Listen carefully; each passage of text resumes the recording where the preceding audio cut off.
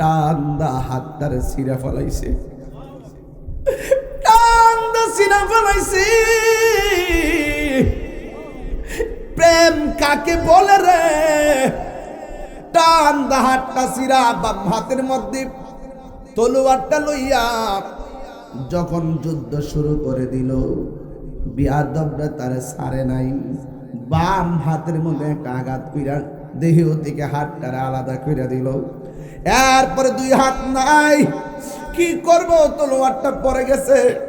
হাদিস প্রমাণ করে হযরতে জাফর রাদিয়াল্লাহু তাআলা আনহু নিজের দাঁত দিয়া কামড় দিয়া তলোয়ারটারে ধইরা দাঁড়ায় গেছে। চিৎকার মেরে কি আল্লাহু আকবার বলা যাবে না? দাঁত দিয়ে কামড় দিয়া দাঁড়াইয়া গেছি। বিয়াদবরা একের পর এক কুকুর জুড়ি এমন আঘাত করলো, সাহাবায়ে কেরাম হযরতে জাফর ইবনে আবি তালিব আস্তে আস্তে তিনি মাটির মধ্যে পড়ে গেল। ও বন্ধুরে, নাই নাই, আমার জাফর নাই। আল্লাহর হাবিব এই জাফর সম্পর্কে তিনি কি বলছেন শুনে যান। আল্লাহর হাবিব বলে, হাসরের ময়দান যেদিন কায়েম হবে, যেই দিন মানুষ নাফসি নাফসি বলে কাঁদবে, মিজানের পাল্লা টান দেওয়া হবে, আমি নবী সেজদায় পড়ে যাব, সবাই রে সুপারিশ করে যেদিন আমি জান্নাতে নিয়ে যাবো। সুবহানাল্লাহ করে রে। নবী সুপারিশ করার ক্ষমতা আছে না নাই? আর বড় করে আছে না নাই?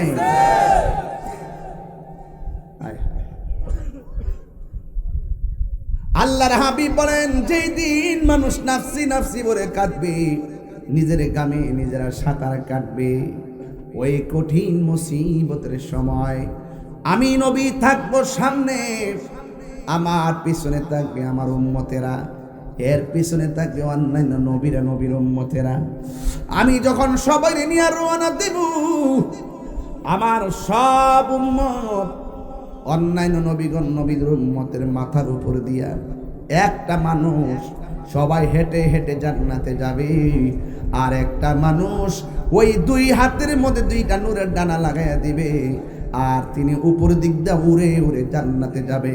এই সাহাবী কেউ না, এই সাহাবী হলো আমার সাহাবী হযরতে জাফর। দুনয়নে রাসূল পাক, দুনয়নে রাসূল পাক দেখলে কেমন হতো, জন্ম আমার নবীর যুগে হলে কেমন হতো, জন্ম আমার নবীর যুগে হলে কেমন হতো। পড়ছি আমি নাতে রাসূল, পাশে নূরের নবী,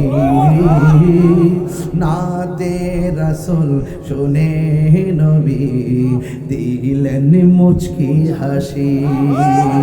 নবী আমাদের নাচ শোনার ক্ষমতা আছে না নাই?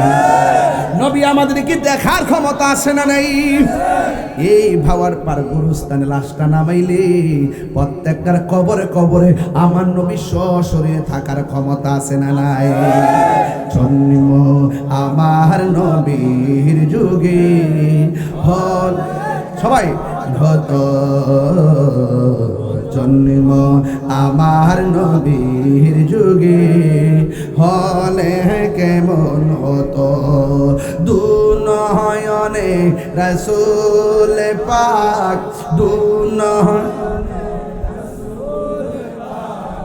দেখলে কেমন হতো,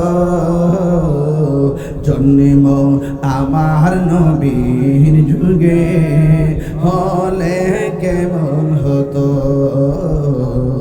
জন্ম আমার নবীর যুগে হলে কেমন হতো।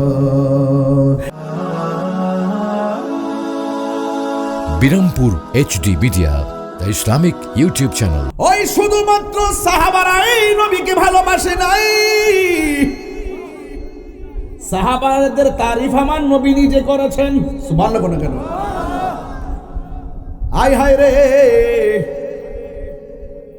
নবী পাকের পর সাহাবায়ে কেরাম খোলাফায়ে রাশিদিন। আবু বকর নামটা যে কি জিনিস!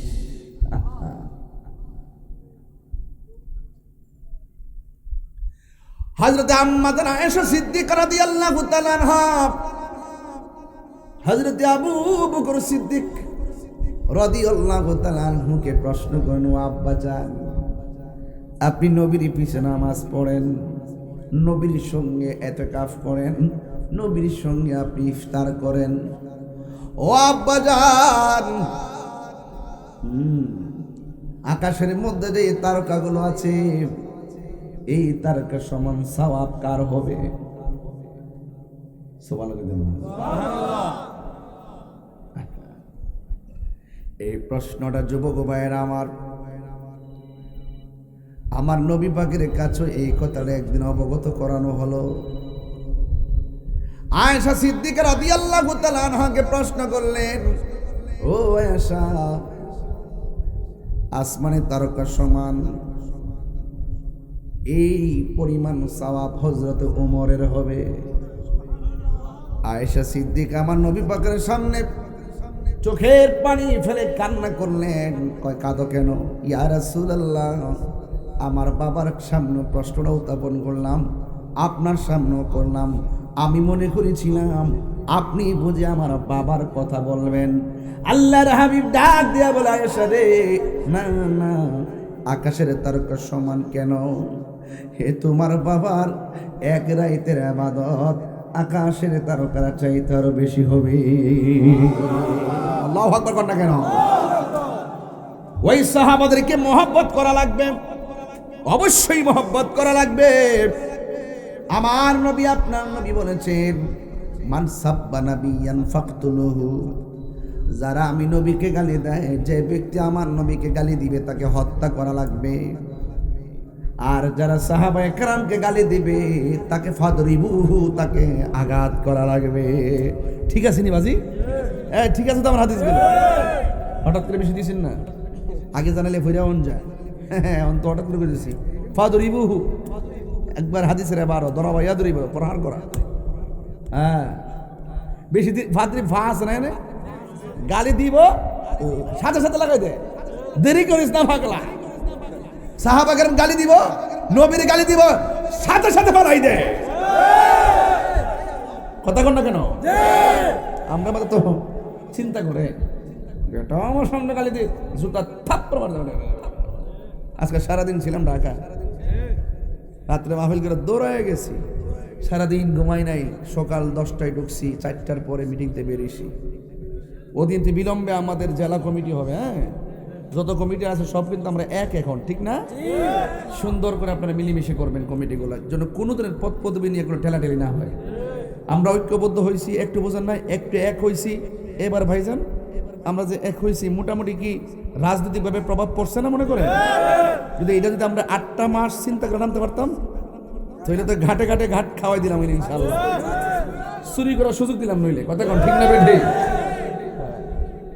এখন তো পাহারা তো পাইছি না, ফসল আছে মাঠো, কামলা পাইছি না, তুল তুমিও গড়ান তুমি না, গড়ানি আলু পাইছি না। মার হাবা জোরে গো। এই জন্য আমরা সুন্নি এ যুবকের দল, এখন সাহাবায়ে কেরামকে গালি দেওয়া যাবে না, ভালোবাসতে হবে। আমার নবীকে সাহাবায়ে কেরাম কেমন ভালোবাসছেন কথা বলতে বলেছেন।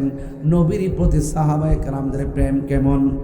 নবীর প্রতি সাহাবায়ে কেরামের প্রেম হলো তেমন, নবী যখন প্রশ্ন করত, সাহাবীরা দিনের জন্য কি দিবা?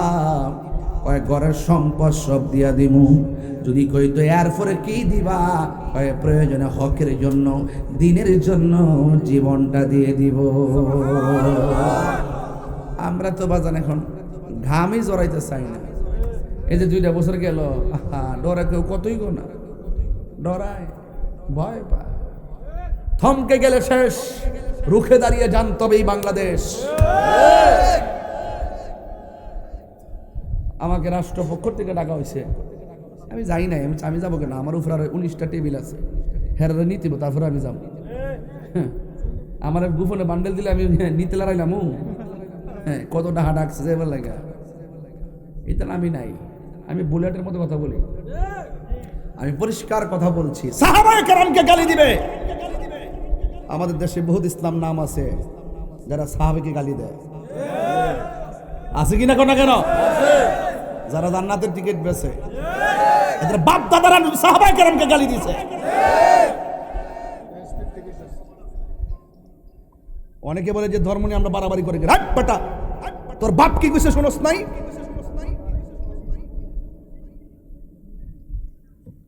সদ্য ফির ক্ষমতা আইলো, সুন্নিদের সাথে লাগ যাইতো না। আর অন্য কেউ জানে না জানে, ধর্মীয় দল তারা জানে আমরা সুন্নিদের সংখ্যা লঘু না, আমরা যে সংখ্যাগরিষ্ঠ।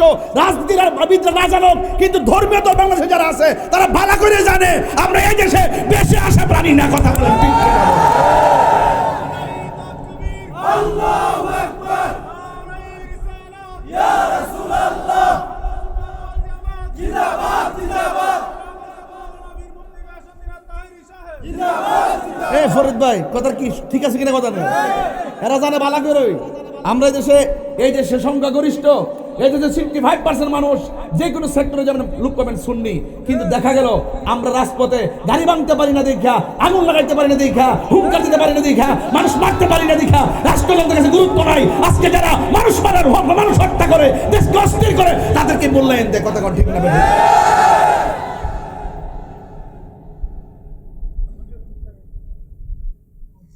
আমরা শান্তিপ্রিয়, এই ভদ্রতাকে অনেকে দুর্বলতা মনে করে। এই জন্য আমি পৃষ্ঠা পাল্টে ফেলছি। পোলাপান্ডি কই? তোরা তো কোনো না কোনো দলের জাজগা। ওয়াজ হোসেন নাই যদি ভোট দিতে, এই যে ওয়াজ করুম, আমার কাছে অনেক কষ্ট লাগে। বিশ্বাস করেন না, যাই প্লিজ, এই আবেগের কথা এখন আমি শুনি না। এখন মাঠে থাকতে হবে। সুন্নিরা তোমাদের একটা মিশন নিয়ে থাকতে হবে। ওয়ার্ড থেকে শুরু কইরা ইউনিয়ন পর্যন্ত, উপজেলা পর্যন্ত, পৌরসভা পর্যন্ত প্রত্যেকটা জায়গায় সুন্নিদের প্রতিনিধিত্ব নিশ্চিত করতে হবে। আমরা আর এই ভুল করবো না ইনশাআল্লাহ। রাজি আছেন কিনা বলেন? না কিসের আছেন আপনারা? নির্বাচন আইলি তো হুট কইরা চিনি না দেখা যায়। সুন্নি সভাপতি বলতে চাই আমাদের ইউনিয়নবাসীর পক্ষ থেকে, যে চেয়ারম্যান আহলে সুন্নাত ওয়াল জামাতের কথা বলবে তাকে ভোট দেওয়া যেন হয় আমাদের। নারায়ে তাকবীর, আল্লাহু আকবার, ইসলাম, আহলে সুন্নাত ওয়াল জামাত জিন্দাবাদ, জিন্দাবাদ, ইউনিয়ন আহলে সুন্নাত ওয়াল জামাত জিন্দাবাদ। আর যে মুনাফিকি করবে তাকে যেন ভোট না দাও।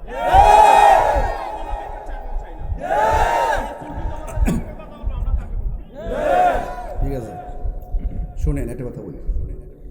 গত কয়েকদিন আগে এক মাহফিলে গেছি আমরা কিন্তু অনেকবার কিন্তু ওয়াজ মাহফিলে ধর্মের আলোচনা ফাঁকে তো রাজনীতির কথা কইতাম না, তখন আমরা আগে কইতো রাজনীতির কথা কই না, সমস্যা আছে, কইতো নি।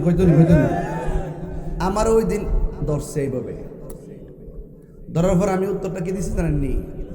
যে আমার যারা দাওয়াত করছে হেরা 1 বছর আগে দাওয়াত করছে, বাড়ি বাড়ি ঘুরা দোকানে ঘুরা দেশ বিদেশে ঘুরা টেহা কালেকশন করছে। এদের ফওয়ারের টেহা দিয়ে প্যান্ডেল সাজায় আমার দাওয়াত করছে। এই মাঠ আমরার মাঠ, আমরা রাজনীতি কথা, আমাদের রাজনীতি আমরা বলবো। আপনিও তো একটু রাজনীতি করেন, আপনি মাঠ সাজা আপনি যাই করেন। আমরা আপনার সম্মান দিয়ে স্টেজ আনছি দিকে নাইছে, না আনলে কি অসুবিধা আছে? এরপরে বুঝছে, দাঁড়াই যাবেন, কথা বলবেন। এখন না বললে মনে করেন আপনি বেকুবের বুকার স্বর্গে বাস করেন। আপনাকে কথা বলতে হবে। আমি দেখেন আরেকটু আমাকে সুযোগ দেন, আপনাদের জন্য অনেক ভালো সুখবর ইনশাল্লাহ আমি নিয়ে আসবো। শুধু একটু সুযোগ দেন, আর কিছু লাগতো না।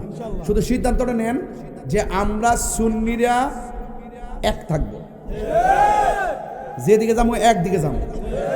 আজকে দেখেন তো তারা কি বলে, নবীর আব্বা আম্মা জাহান্নামী।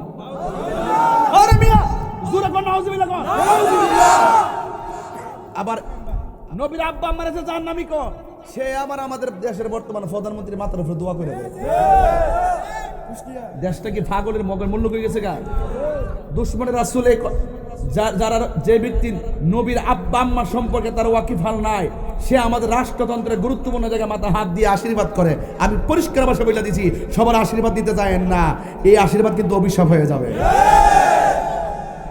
আজকে যদি আমরা থাকতাম আমরা যে একটা গুরুত্বপূর্ণ জায়গায় থাকতাম, তাহলে এই সমস্ত অপশক্তিগুলো আমাদের রাষ্ট্রের গুরুত্বপূর্ণ জায়গা নিয়ে খেলতে পারতো না। কথা কোন ঠিক না বেঠিক? তা আমি রাজনীতির কথা বলতেছি না, আমি ইমানের চেতনার কথা বলতেছি। আপনার ইমানের দাম আছে, আপনারা নির্বাচন আসলে নীতি লড়াইলেন, এই লড়ানো আর চলবে না। সাহাবায়ে কেরাম জীবন দিছে কিন্তু ইমান দেয় কথা বলে, ইমান দেয় না। কষ্ট হচ্ছে আপনাদের? আর বেশি লম্বা করব না, খুব পরিশ্রান্ত, রাতের বেলা বেশি ঘুমাইতে পারি নাই। ফজরের নামাজের টাইমে ঢাকায় গেলাম, আবার সকাল 9টায় কমলাপুর। এরপর আমি শুধুমাত্র একটা কথা বলতে চাই, সাহাবায়ে কেরাম জীবন দিয়েছেন, ইমান দেয় নাই। তার বাস্তব প্রমাণ হলো মুতার যুদ্ধ। আল্লাহর হাবিব সাল্লাল্লাহু আলাইহি ওয়াসাল্লাম বলেন, এ জাফর, হাতের মধ্যে তলোয়ার নাও।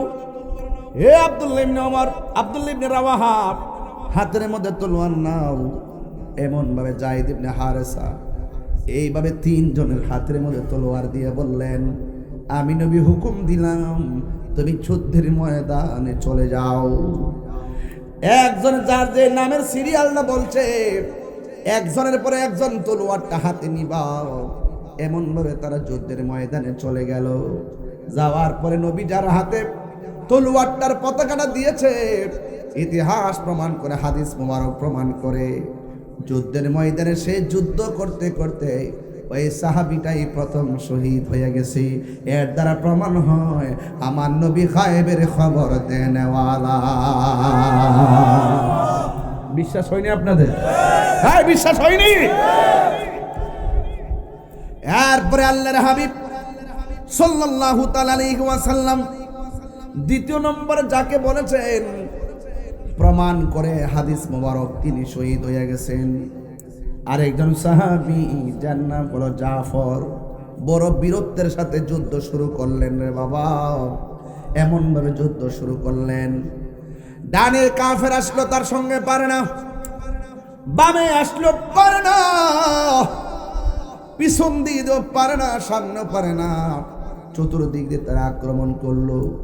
এমন বীরত্বের সাথে যুদ্ধ শুরু করলেন। বন্ধুরা রে আমার, ও আমার ভাবার পার বন্ধুরা, একটা বিয়াদব আইসা হযরত জাফরের এই ডান হাতের ভিতরে এমন জোরে একটা কোপ মারছে, ডান হাতটা অর্ধেক কাটটা ফালাইছে। ডান হাতের গোড়া যদি অর্ধেক কাটা থাকে, এত ভারী তলোয়ার আলগিয়ে দেওয়া যায় না। এই তলোয়ারটারে বাম হাতের মধ্যে নিয়ে নিছে, বাম হাতের মধ্যে নিয়ে যুদ্ধ শুরু করে দিল। ওই মুহূর্তে ডান হাতটা যে অর্ধেক কেটেছে, বাম হাতে যুদ্ধ করতে গেলে হাতটা নড়াচড়া করে। ইনি কেমন দিনকে ভালোবাসে, নবীর কথা কেমনে রক্ষা করেন। ওই জাফর ইবনে আবি তালিব ওই হাতটারে পায়ের নিচে ফালাইয়া টান্দা হাতটারে ছিঁড়া ফেলাইছে, টান্দা ছিঁড়া ফেলাইছে। প্রেম কাকে বলে রে? টান্দা হাতটা ছিঁড়া, বাম হাতের মধ্যে তলোয়ারটা লইয়া যখন যুদ্ধ শুরু করে দিল, বিয়াদবরা তারে ছাড়ে নাই। বাম হাতের মধ্যে একটা আঘাত কইরা দেহ থেকে হাতটারে আলাদা কইরা দিল। এরপরে দুই হাত নাই, কি করব? তলোয়ারটা পড়ে গেছে। হাদিস প্রমাণ করে হযরতে জাফর রাদিয়াল্লাহু তাআলা আনহু নিজের দাঁত দিয়া কামড় দিয়া তলোয়ারটারে ধইরা দাঁড়ায় গেছে। চিৎকার মেরে কি আল্লাহু আকবার বলা যাবে না? দাঁত দিয়ে কামড় দিয়া দাঁড়িয়ে গেছি। বিয়াদবরা একের পর এক কুপুর জুড়ি এমন আঘাত করলো, সাহাবায়ে কেরাম হযরতে জাফর ইবনে আবি তালিব আস্তে আস্তে তিনি মাটির মধ্যে পড়ে গেল। ও বন্ধুরে, নাই নাই, আমার জাফর নাই। আল্লাহর হাবিব এই জাফর সম্পর্কে তিনি কি বলছেন শুনে যান। আল্লাহর হাবিব বলে হাসরের ময়দান যেদিন কায়েম হবে, যেই দিন মানুষ নাফসি নাফসি বলে কাঁদবে, মিজানের পাল্লা টান দেওয়া হবে, আমি নবী সেজদায় পড়ে যাব, সবাই রে সুপারিশ করে যেদিন আমি জান্নাতে নিয়ে যাবো। সুবহানাল্লাহ করে রে। নবী সুপারিশ করার ক্ষমতা আছে না নাই? আর বড় করে আছে না নাই?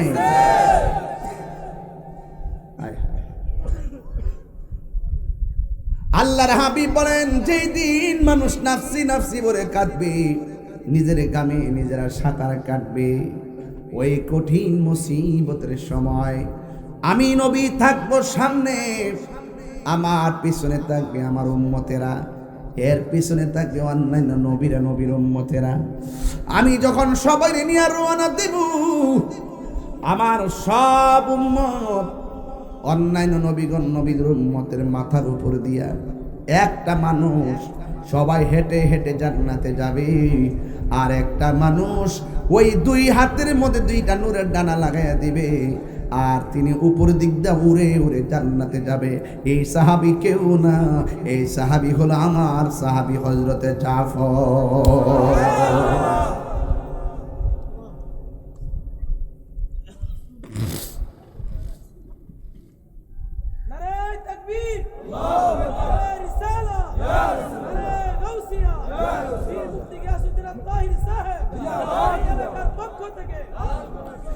রক্ত দিলে রক্ত লস নাই, জীবন দিলে জীবনের লস নাই, তবে জীবন আর রক্ত দিতে হবে লিল্লাহি ওয়াল রাসূল, আল্লাহর জন্য দিতে হবে, নবীর জন্য দিতে হবে।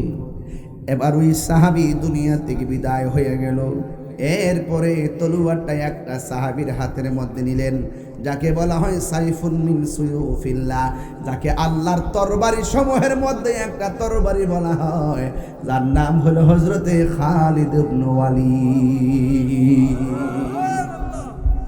আপনি কি মনে করেন শহীদ ফারুকী চলে গেছে, সব থেমে গেছে? না, রক্ত কথা বলে, হকের ধারার রক্ত কথা বলে, খাজা বাকি বিল্লার তেজদীপ্ত ইমানি কণ্ঠ কথা বলে, আল মাওলানা রইসুদ্দিনের রক্ত কথা বলে, আল্লামা শহীদ ফারুকী রক্ত কথা বলে, নাইমুদ্দিনের রক্ত কথা বলে, শেরে বাংলার রক্ত কথা বলে। আমার যুবক ভাইয়েরা, ইতিহাস কথা বলে, সাবধান, হিম্মত ভালো রাখবেন, বরকত আল্লাহ দিবেন।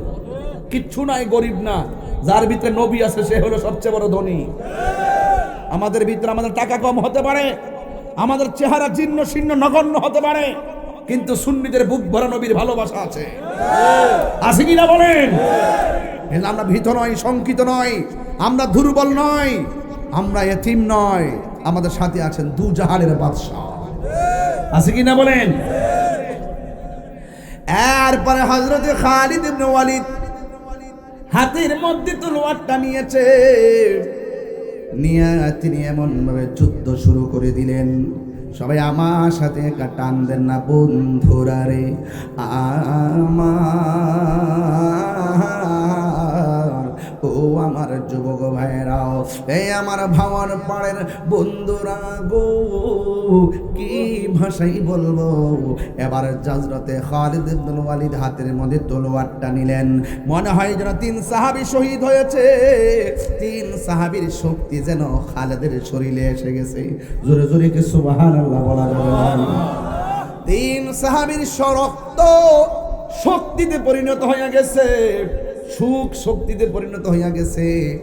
ডানে আসলো কাফেরে পারে না, বামে আসলো কাফেরে পারে না, এমন ভাবে তিনি যুদ্ধ শুরু করলেন। কচুরি পানার মতো কাফেরদেরকে কাটতে শুরু করলো, কোনোভাবেই পারে না। 90% যুদ্ধের ফলাফল খালিদ ইবনে ওয়ালিদের নেতৃত্বে মুসলমানদের পকেটে চলে এসেছে।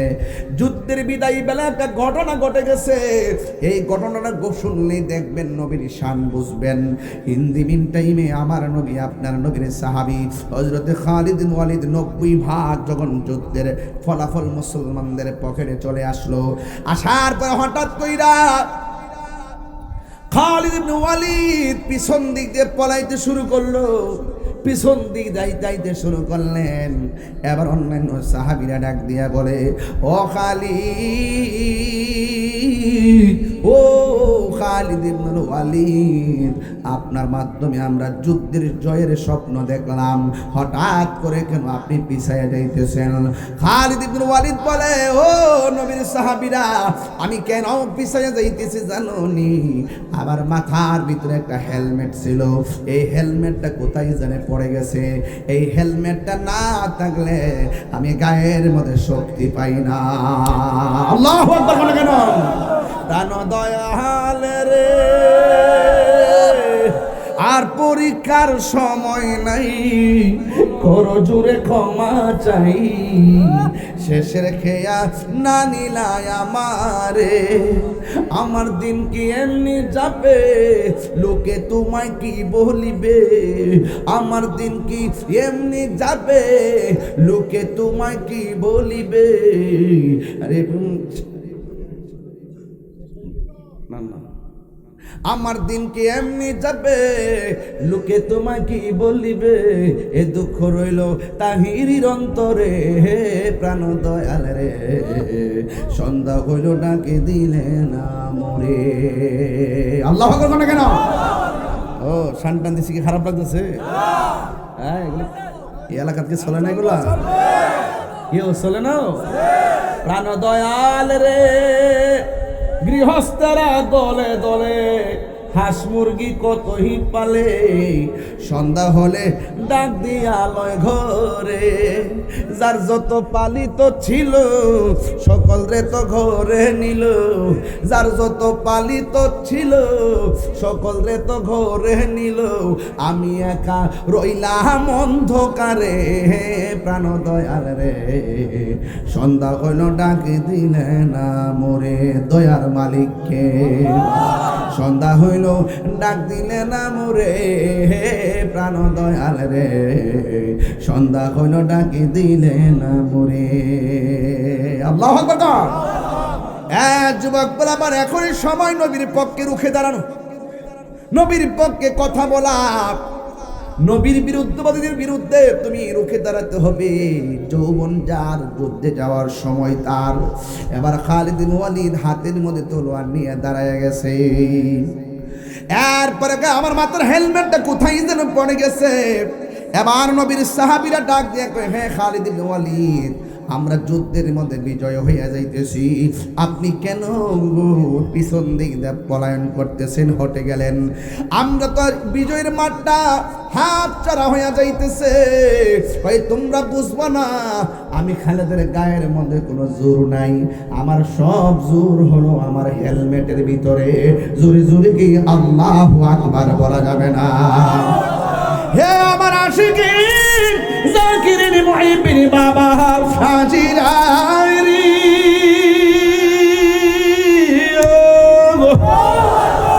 ও বাবার পাড়ের বাবা, সাহাবীরা ডাক দিয়া কয়, ও খালিদ ইবনুল ওয়ালিদ, শক্তি আর হেলমেটের ভিতরে সম্পর্ক কি? আমার হেলমেটটা বিছানা বাইর করে দাও। এবার সবাই মিলা দেখতেছে, ধুলার ভিতরে হেলমেটটা মাটি হয়ে গেছে। হেলমেটটা পাওয়ার পর যেই মাত্র মাথার মধ্যে হেলমেটটা লাগাইছে, আবার সাথে সাথে তলোয়ারটা লইয়া দাঁড়ায়া গেছে। জাননি মন, খালে বিলে থাকে না মিন, জল শুকালে কি আর হবে পাতাল দিলে, যদি মোহনা শুকনা থাকে, যদি মোহনা শুকনা, সময় গেলে সাধন হবে না। ওর মন, সময় গেলে সাধন হবে না। খাঁচার ভেতর অচিন পাখি কেমনে আসে যায়, তারে ধরতে পারলি মন বেড়ি, তারে ধরতে পারলেই মন বেড়ি দিতাম পাখির পায়, কে আসে যায় খাঁচার ভেতর চিন পাখি কেমনে হাসে যায় জোরে গান আল্লাহু আকবার মায়ার সুরে গান আল্লাহু আকবার একটু জিকির হইতো নিরে বাবা আন্দার ঘরের বাতি নিভে গেছে আন্ধার ঘরের মানুষ আমি আর আন্ধার ঘরের বাসিন্দা ও আল্লাহ আমি একে পাপিষ্ট বান্দা শান বাসিন্দা ও শান বাসিন্দা ও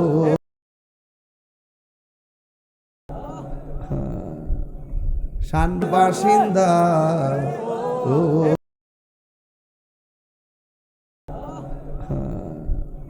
শান বাসিন্দা ও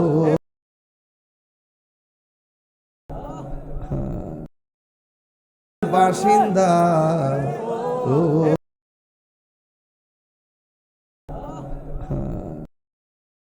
বাসিন্দা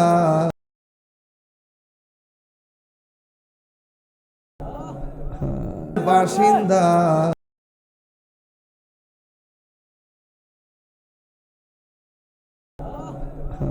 বাসিন্দা